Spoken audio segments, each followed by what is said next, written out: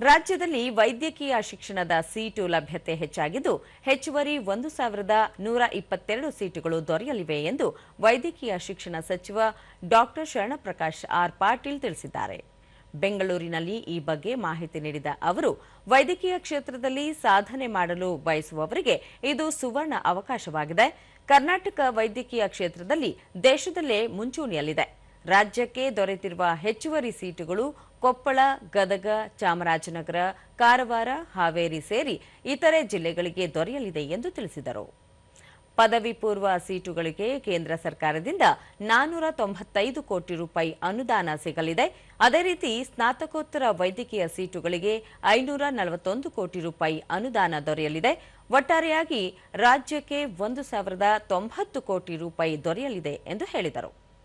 ರಾಜ್ಯದಲ್ಲಿ ಖಾಸಗಿ ಡೀಮ್ಡ್ ಸೇರಿ 72 ವೈದ್ಯಕೀಯ ಕಾಲೇಜುಗಳಿದ್ದು 13,945 ಯುಜಿ ಸೀಟುಗಳು ಹಾಗೂ 7,727 ಪಿಜಿ ಸೀಟುಗಳು ಲಭ್ಯವಿವೆ ಎಂದು ತಿಳಿಸಿದರು. 1,000 ಮೆಡಿಕಲ್ ಸೀಟು ಒಂದು ರಾಜ್ಯಕ್ಕೆ ದೊರೆತಿರುವುದು ದಾಖಲೆಯಾಗಿದೆ. ಇದನ್ನು ಸದುಪಯೋಗ ಪಡಿಸಿಕೊಳ್ಳಬೇಕು ಎಂದು ಸಚಿವ ಡಾ ಶರಣಪ್ರಕಾಶ್ ಪಾಟೀಲ್ ಹೇಳಿದರು.